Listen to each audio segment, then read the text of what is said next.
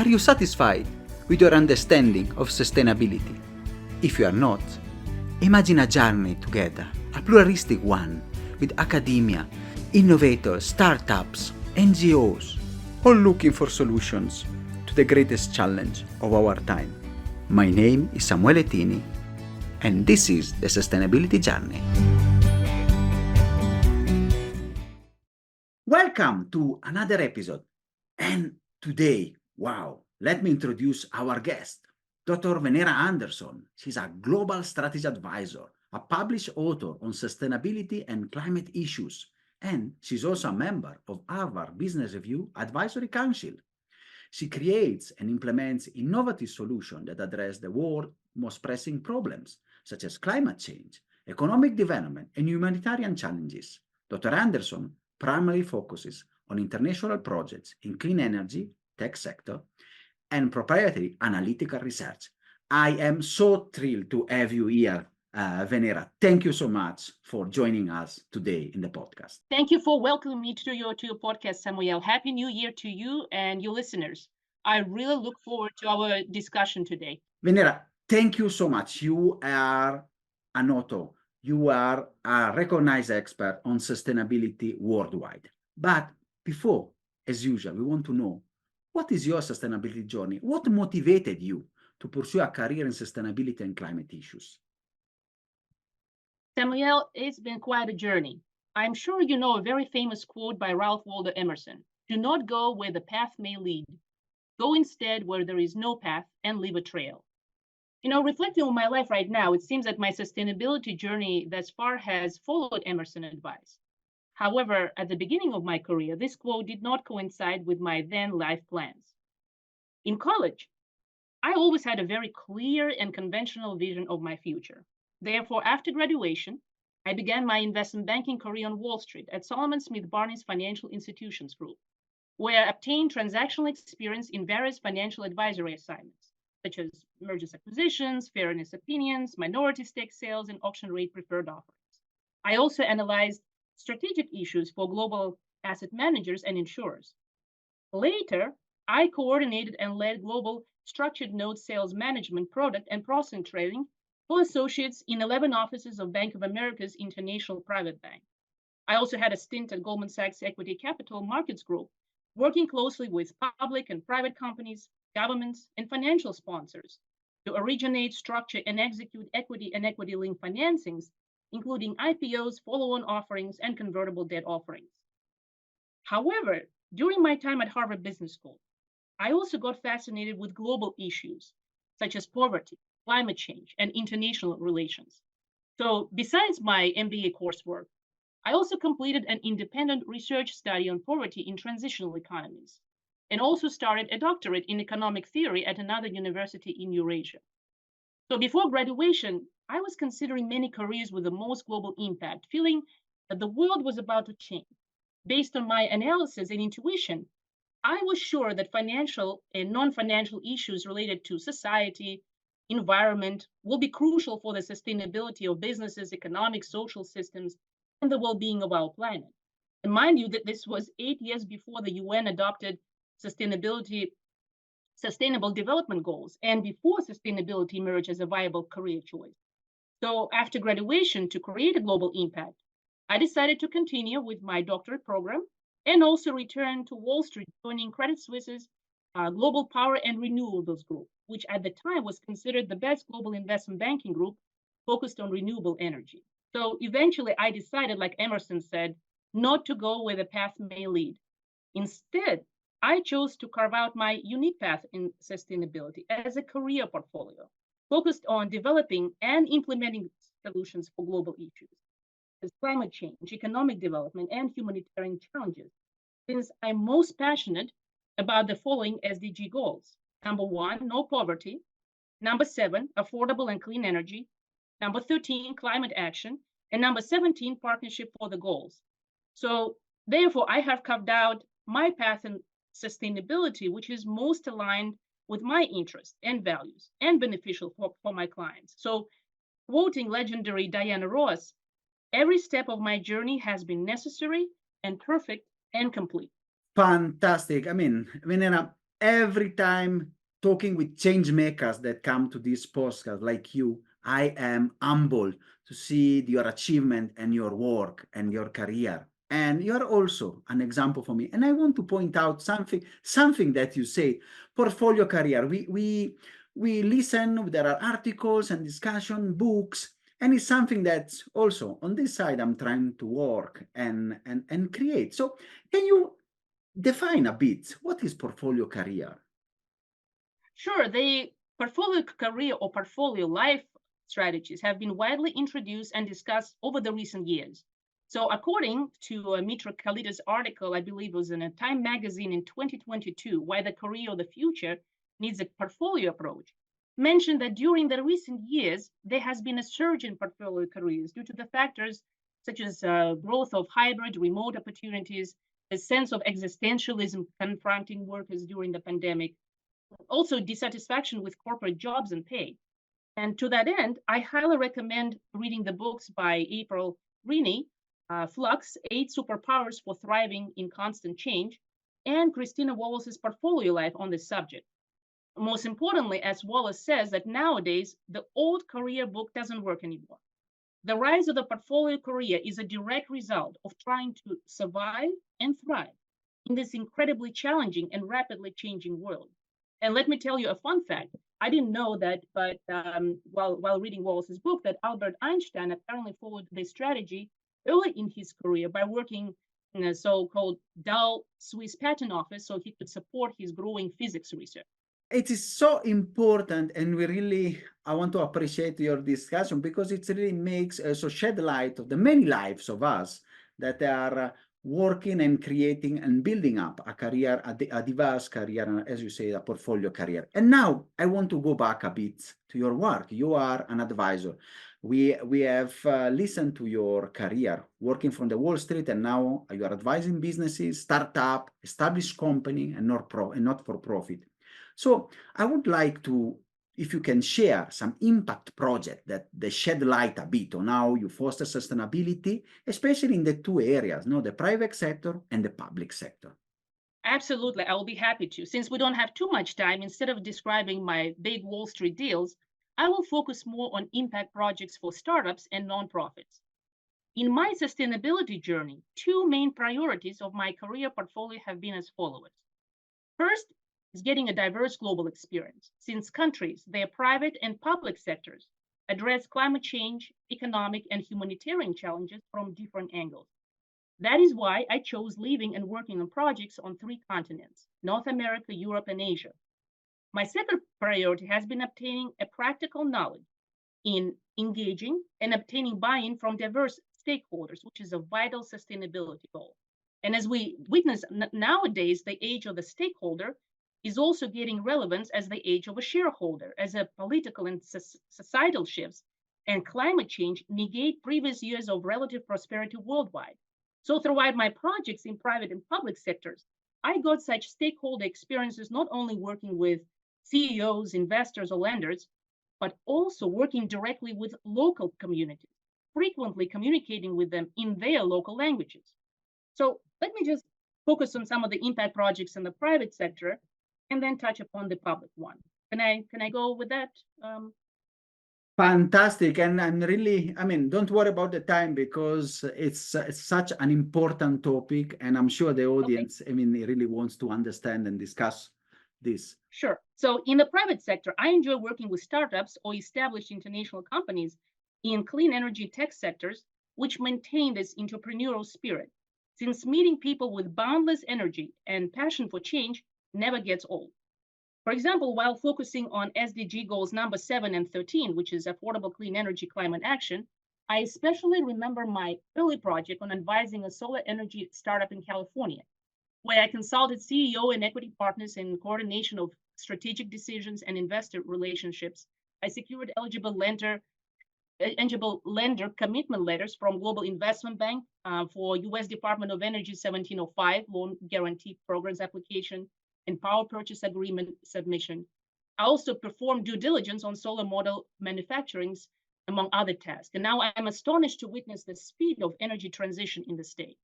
Later on, I was involved in many other international impact projects connected to sustainable agriculture, biodiesel, and other types of clean energy. And currently, I'm especially proud of another project which is more focused on economic development, humanitarian challenges. As of yesterday, my global team consisting of HBS and MIT experts and also an international state-related technology company, where I serve as an external environmental and sustainability expert, was chosen to become a supplier to the State Revenue Committee and the Office of the Prime Minister of the Republic of Armenia in procuring of an artificial intelligence and machine learning system.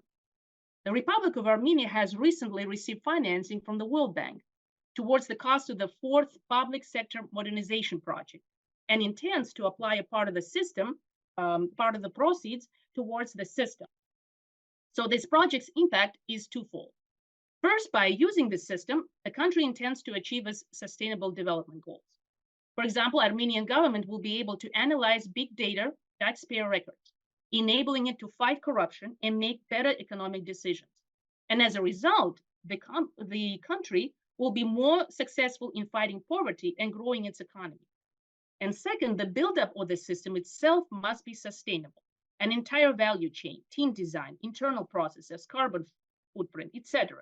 So as you can see, this sustainable impact reaches two goals both on macro, the country scale, and micro, the system itself. And I also want to add by focusing on Armenia, the transitional economy recently torn by war has been fascinating to me, since I can apply my diverse sustainability skills. First, as an international transitional economy poverty expert to this environment, and also as a sustainability strategist to this state-related technology company and its suppliers. And also, since sustainability is a complex and non-linear problem, it will require innovative and non-linear solutions, such as artificial intelligence and machine learning, to understand and to solve our sustainability challenges faster.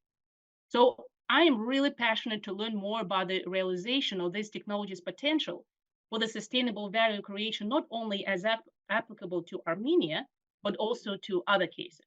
So I would like to share some of the public sector projects. For example, during my first life chapter in Japan, I moved back to Asia last summer. In addition to my advisory services in climate sector and postdoctorate research, I was selected to serve twice as the chairman of advisory board and station chairman for American Red Cross's regional office. There, I spearheaded and implemented a new volunteer incentive program, which engaged and got all the stakeholders buy-in, tripling the rate of US national volunteerism rate in 2015. I also advised and assisted regional program managers of American Red Cross in providing humanitarian service to more than 100,000 US service members and civilians, and led more than 1,000 volunteers in various US-Japanese humanitarian initiatives. And lastly, while building better strategic partnerships with the Japanese community, I also decided to learn Japanese language, history, and culture by obtaining the Japanese Studies Certificate from the University of Maryland Global Campus. I was very honored and humbled that for my efforts, I achieved national recognition by receiving US President's Volunteer Service Award for my dedication to the mission of American Red Cross. And nowadays, I am very involved in Rotary International's ESRAG, Environmental Sustainability Rotary Action Group, and participate in my club's committees for international service projects and Rotary scholarships. And during the pandemic, I also served as a member of the Global Planning Committee for COP26 on behalf of ESRAG, which was a truly gratifying experience in such a really uncertain and gloomy time for humanity.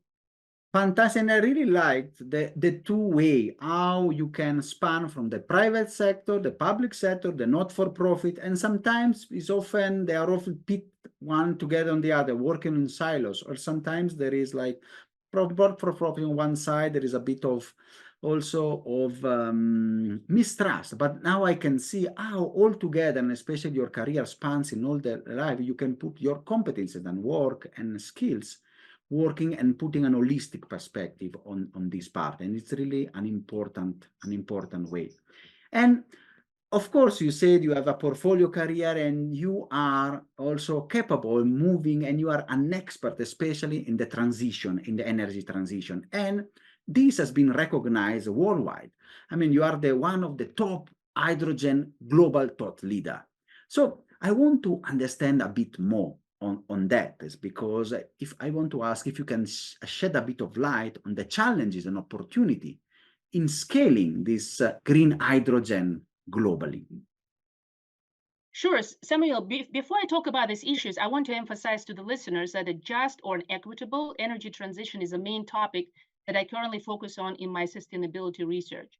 Energy transitions are all about people, the decision makers, and the ones who are affected by those decisions.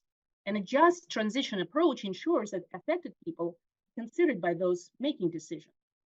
Hydrogen, and especially green hydrogen, is an important and one of the crucial pieces of the global decarbonization puzzle, and thus of a just energy transition. Do you think it will be useful to define green hydrogen for some of the listeners? Definitely, I was jumping in on that because we know there are many hydrogens. So, and many people that are listening to us, they're not technical. So, can we tap on your expertise? And can you explain like hydrogen 101, like in 1 minute? What is it? Sure. So hydrogen is the most abundant element available in the universe. But on Earth, it exists only in the compound form with other elements, such as gases, liquids, and solids. So green hydrogen is a hydrogen made using an electrolyzer, which is a piece of equipment that separates water into oxygen and hydrogen using renewable energy. The most common way of making hydrogen today is referred to as gray hydrogen through a steam methane reform using coal or gas. There is also blue hydrogen, which using the same process, but also with added carbon capture and sequestration. Pink hydrogen that uses electrolyzers with nuclear power. There is also turquoise and natural yellow hydrogen as well. Hydrogen technology fascinated me since I was a child. I come from the family of chemists, global experts in their field. I spent so much time in their laboratories during my childhood, getting live exposure to chemical innovations and reactions such as electrolysis. And it's funny enough, one of my birthday gifts in elementary school was an old 1960s vintage book, Chemistry in the 21st Century, which described futuristic technologies such as hydrogen fuel cell in transportation. And as a child, couldn't wait to live in the 21st century. So now I'm thrilled that hydrogen is no longer considered a futuristic technology. And although hydrogen has not lived up to the hype for decades and still has so many challenges, which I'll briefly describe, I do believe that clean hydrogen, especially green hydrogen's time, is one of the energy transition solutions has finally come. So you asked me the question, what are the opportunities for green hydrogen global scale up? While green hydrogen is not a silver bullet or panacea for this transition, it uniquely complements and enables other decarbonization pathways, such as direct electrification, energy efficiency measures, and biomass-based fuels. Green hydrogen can also contribute to many sustainability policy objectives, such as economic development, energy access, local air pollution, as well as energy security. But of course, there are many challenges. Well, let's jump into them. We're just starting 2024, which might be a breakout year for the technology due to the last year's challenges. For many, last year, 2023 was supposed to be the year when green hydrogen went from a lofty idea to reality, with a wave of government subsidies ready to enter full force to virtually guarantee profitability for green hydrogen projects. But unfortunately, most significant global subsidy programs, such as US Clean Hydrogen Production Tax Credit, or the German-led Hydrogen Global Scheme, or the EU Green Hydrogen Auctions, UK contracts for different standards, Australia's Hydrogen Head Start, and India's National Green Hydrogen Mission, have really been taking longer to come into full force than expected, which delayed final investment decisions by developers with a knock-on effects for investors and electrolyzer makers. And now, the new realism is emerging among industry players and governments in terms of the cost of producing green hydrogen and the sectors that should be subsidized to use it. For example, some hydrogen experts believe that US goal of producing green hydrogen for $1 by 2031 seems to be more of wishful thinking than an achievable goal. In 2023, developers admitted that the cost of green hydrogen is rising due to the inflation not only on the cost of electrolyzers, but also the wind turbines and solar panels supplying electricity of projects, which represents about 60 to 75% of the levelized cost of hydrogen. Also, some governments around the world also started to rethink on how clean and green hydrogen should be used. and largely concluded that it should be reserved for sectors where electrification is not either possible or may be difficult to achieve at scale. And like many other industry experts, I actually welcome this development since with fewer distractions to generate demand growth, such as home heating and some transport systems, green hydrogen developers may be able to speed up the development of scalable solutions for heavy industry and therefore make a crucial contribution to global emission reduction efforts. So let's see if the hopes for a smaller but more focused hydrogen economy will come true. This year, 2024, in these few weeks, there have already been some positive and negative wins in the industry. For example, in terms of negatives, last week, the International Energy Agency has drastically cut its estimates for how much new wind and solar will be built to power green hydrogen production over the next 5 years. For example, only 45 gigawatts of new energy, renewable energy capacity for green hydrogen will be built by the end of 2028, which is 7% of what developers announced. But also there's some positive development. Since the US Department of Energy has just selected a consortium to bridge early demand for clean hydrogen, which will provide market certainty and unlock private sector investors. Also, on another positive note, a Japanese trading house, Mitsubishi Corp, looks to invest over 100 billion yen to build one of the world's largest green hydrogen production plants in the Netherlands. So to sum up, in my opinion, 2024 will be a crucial year to see what happens in the clean and green hydrogen industry. I believe that everyone should stay rationally optimistic, meaning ground their optimism in reality about how much to rely on green hydrogen in the ongoing energy transition. Fantastic, Venera. It's really a key moment.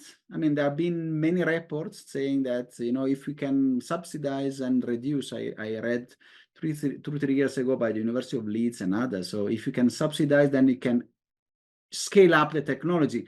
I want to add a bit of our side of the world, emerging markets. We know especially Kenya is looking ahead for green hydrogen a lot because we have a lot of geothermal energy. So it can be another. So we can see there is really a future for hydrogen. And you have, written a book, co-authored a book about touching hydrogen future. So you already have a vision for that, and you can see the project you are mentioning, the focus that is there. And I want now to see, how is this future?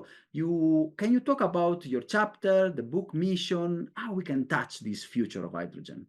Sure, Samuel, I'm so grateful and thrilled to be part of such an inspiring global effort in writing this book, Touching Hydrogen Future, second edition. One of the main purposes of the book is to educate about the pros and cons of hydrogen and inspire the next generation, encouraging them to embrace and actively contribute to the development of hydrogen technology.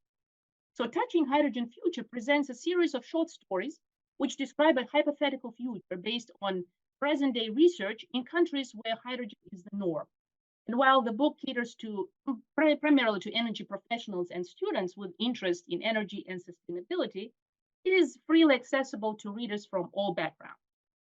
I am very grateful to the editorial team of Eric Ratko and Rosa Puentes Fernandez for offering me the opportunity to dream about the hydrogen future of Kazakhstan for the second edition of the book.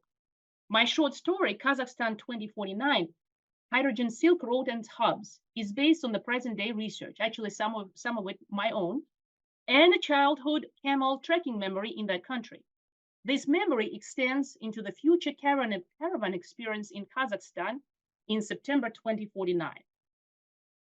Here, I want to congratulate all the 38 authors from 6 continents who came together to share their visionary stories about the world transformed by hydrogen. And as of today, the book's global reach is as follows: big impact. There are about 10,000, about more than 10,000 downloads. Also, hard copies can be bought from Amazon in 12 countries: USA, UK, Germany, France, Spain, Italy, Netherlands, Sweden, Poland, Canada, Australia, and Japan. There's a global reach of more than 130 countries. And the book also can be downloaded for free from europeangasmarket.eu. We will put the links on the description of the podcast for readers. Great. It's really such an important future, and I really like the format. It reminds me of another book that I just recently read, 2041. So about the future of AI. So it's really something that help us seeing the future and see the transition and go past the obstacle of this transition and the sustainability. And really, in going past the obstacle, we know that the human touch and the factor is important. And there is a lot of significance of being in a network, and especially for the what was underrepresented category, especially in the energy sector, in the tech sector. That is, unfortunately, women. And we know that is changing. Now the snowball effect is there, and many women have joined. So we are not talking about 30 or 40 years ago. And especially, I want to talk about this because you are one of the pillars of this network. You are in the women, green hydrogen, and tech for women. So what is the significance of this network in amplifying the voices of women in the climate and tech sector? Samuel, the significance of these networks cannot be underestimated during the ongoing energy transition. For example, Women in Green Hydrogen, where I'm one of the international experts, is a global network of women working in the green hydrogen sector. The network's vision is to increase the visibility and amplify the voices of women working in green hydrogen. Therefore, the network works hard to promote the participation of women in conferences, relevant media, and expert talks. So, in sum, the goal of Women in Green Hydrogen Network is to build a community to connect women in green hydrogen, foster knowledge exchange, and create professional opportunities for the members. I especially would like to praise the Women in Green Hydrogen Mentoring Program, which is now in its third edition with a record number of 180 mentees and mentors.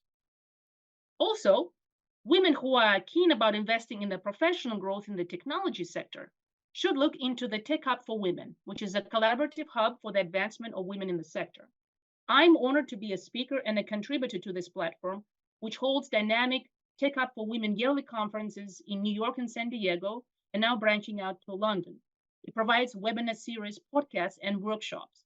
And most importantly, this platform shares education and networking opportunities, especially for the career relaunches, by taking the fear factor out of the technology. And it's such an important part. And my suggestion for the network, since you are one of the leaders, is also to expand more even to our markets here and to the emerging market. It will be a wonderful way. And of course, you are also expanding your work. You mentioned before also you have a strong focus now on, you published article, you've discussed about Japan. And we want to discuss a bit about your next, one of the things that you will do, because we know you, is this, you are speaking at the Japan Energy Summit about the new nexus, about policy framework to improve Japan energy and environmental security, the resilience and the reliability. And we know, especially in an area now that is also hot geopolitically. Can you talk about the main ideas of your framework? Do you have recommendation on how this can be applied in the Japanese energy sector? I'll be happy to do so, Samuel. My research is a 5-part policy series was published on aluminum late last year under the title Policies to Improve Energy and Environmental Security, the Resilience and Reliability, a case study on Japan. Let me give you and the listeners a brief background on the country's situation. So Japan, as the world's third largest economy, faces multiple energy and environmental issues. For example, its energy security environment is vulnerable compared to the other group of 77 countries. For example, in 2022, its primary energy self-sufficiency ratio accounted for 11% versus that of Canada, which was 179%, US 106%, and the United Kingdom 75%. Why? The scarcity of domestic fossil fuels underpins this low self-sufficiency ratio. For example, in 2022, Japan is the world's fifth largest global oil consumer, dependent on imports for 97%, just think about it, 97 of its primary energy supply, exposing itself to the high international fossil fuels price volatility amid the Russia-Ukraine conflict. Japan has many other energy resources, but doesn't use them to their full potential, such as solar, wind, you mentioned geothermal, tidal, and wave. Second, Japan energy resilience issues exacerbated by natural disasters exist due to the poorly interconnected split electricity system. Third, although the country had a relatively high level of energy reliability, its recent situation significantly worsened due to typhoons an earthquake caused long and large-scale power outages. And the continued integration of variable renewable energy and future climate change might further affect Japanese energy reliability and resilience. At the same time, Japan must also consider evolving environmental security, resilience, and reliability situations. Like the rest of the world, Japan grapples with the effect of global climate change, which continues to affect its food security and its ecosystem resilience and reliability. Water security is also relevant since a quarter of Japanese population will live in water scarce areas between 2020 and 2030. So all these presented issues are crucial in the context of the current energy transition, which strives to achieve carbon neutrality and meet the challenges such as the need for energy security, macroeconomic impacts, the new north-south divide, and the global competition for critical minerals. And by the way, the new north-south divide is defined by the preeminent energy expert Daniel Jorgen as the sharpening difference between developed, such as Japan, and developing countries on how the transition should proceed. So despite the complexity of the task, I strongly believe that cross-sectoral policies might improve Japanese environmental and energy situations. So using the Stockholm Environmental Institute SEI Nexus framework, which includes water, food, and energy security, also with my additional proposed sectoral actions for energy, environmental reliability and resilience, as well as environmental security, I developed a new concept of Nexus integrated policies for Japan. And since water, food, and energy form a nexus at the heart of sustainable development, I believe that the Nexus approach is crucial for the Nexus integrated policies. So these policies were built on the SEI framework principle. So first principle is environment, investing in sustaining ecosystem services. Second, economy, creating more with less. Third, society, acceleration of integration and better access to the poorest. The framework also considered climate change, population growth, and urbanization as combined pressures on ecosystem and limited resources. Finance, innovation, and governments are also essential for the success of this Nexus integrated policies. My Nexus integrated policies also propose additional policy recommendations, such as first, understanding that the most viable options to strengthen energy situation require definitely longer timeframes and may not be the same actions to solve environmental issues. Second, selecting cleaner energy options for the energy transition by assessing their life cycle emissions and supply chains. Third, creating a true circular economy for solving environmental and energy challenges. And lastly, guaranteeing the just energy transition while accounting for different net externalities and trade-offs. And of course, these policies are not perfect. There are limitations of them. These policies do not incorporate the political uncertainty connected with the policy's implementation. Second, some of the proposed actions may overlap, may not fit into the time categories entirely or uniquely. But regardless of the shortcomings, to my knowledge, no studies in the public domain present Nexus integrated policies for Japan while considering various energy and environmental challenges. And in terms of further recommendations based on my framework, next week, I'm pleased that Illuminum is scheduled to publish my new research policy series named Begin at the Beginning, Nexus Integrated Policies for Clean Hydrogen Production and Integration into the High Priority Heavy Industry Sectors in Japan. So here I use my framework to present an ambitious Begin at the Beginning clean hydrogen production and integrated strategy for the country consisting of 3 phases. Short-term scale-up until 2030, mid-term steps 2030-2050, and also long-term growth beyond 2050. So I look forward to your listeners' feedback. Fantastic. And we will put the links to your research and the articles because it's such a crucial nexus that can be also a case study on how to replicate maybe in other countries and the world. So it's really an important part. And I really like the holistic, again, the holistic approach that comes also from your diverse expertise from the public, the private, and not for profit. And this is the way really to give a transition, and especially so not overlooking one of other aspects, but really going in the wall and the system. So it's really a wonderful series, and I recommend everybody to go in the description and have a look at it. Thank you.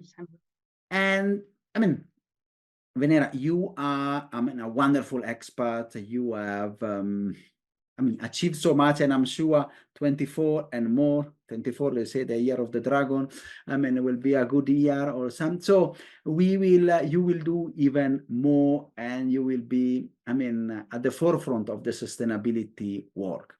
But I know many people that are listening to the podcast all over the world, from the US to here in Africa to Asia. They are like me. They want to start, or maybe they are midway in their career. So, what advice you can give to the young professionals that are looking really to make an impact in the field of sustainability and climate change? That's a great question, Samuel. The fields of sustainability and climate change are truly exciting. However, as one can see, these fields can also have their own challenges. I enjoy reading an article by Andrew Winston in the recent Harvard Business Review, article 2023, A Strange, Tumultuous Year in Sustainability. Where he identified that last year, it was a yin-yang of interconnected opposing forces. For example, he says that as a society, we are winning. More companies are incorporating sustainability in their planning and losing. Carbon emissions and inequality are still rising. Or as the cleaner economy keeps rising, or human equality and rights get more attention, there are always those who work hard to slow the progress. So I believe that this tug of war of opposing forces brings uncertainty to the sustainability and climate sector professionals, especially the young ones who are just starting in this field, or career relaunches. However, as a rational optimist, I truly believe in the saying, when nothing is certain, anything is possible. So I believe that everyone in this world, with determination and willingness to pour their hearts and minds into the field, have a potential to become great sustainability and climate leaders who can change the world in their own ways. Also, another piece of advice, despite how it looks on social media, big gains are usually the results of consistent small steps over time. For example, in addition to my many daily jobs, I've been writing scientific peer-reviewed sustainability-related research in various languages for the past 2 decades. So despite how it looks now on social media, where I have just become active in recent years, I am not an overnight Illuminum Voice success. I'm truly honored and humbled that Illuminum community and other networks appreciate my thoughts and my voice, but climbing to the summit took a lot of hard work. I also want to add that I'm thrilled to continue learning from many other thought leaders in the world, as there's so many incredible minds out there. In other words, lifelong learning and improvement are requirements for young professionals who want to make a tangible impact in this constantly changing sustainability and climate field. And lastly, I believe that genuine collaboration in sustainability and climate sectors is very important. I don't like the word networking, as it for me it just sounds just very transactional. So to make a bigger impact in sustainability and climate, I suggest to work hard in finding your tribe. Crack door open for others who want to start in the field, and help them rise without expecting anything in return. And together, focus on the hard but tremendously exciting work with humility for the goodness of humanity. Wow, what a fantastic message. And I'm really glad that you came to the podcast to share your knowledge, to share your journey with our listeners.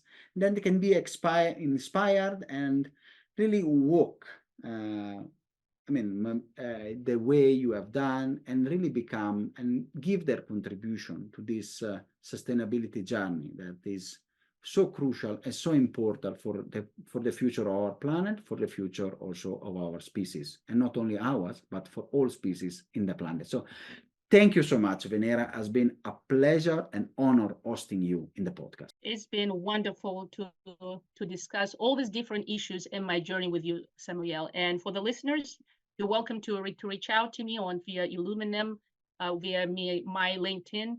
I will be happy to help in any way I can. Fantastic. And you will find all the description and all the links in our podcast description. Thank you. Thank you so much, Venera. Thank you. Are you satisfied after this wonderful episode? Let's continue together our sustainability journey.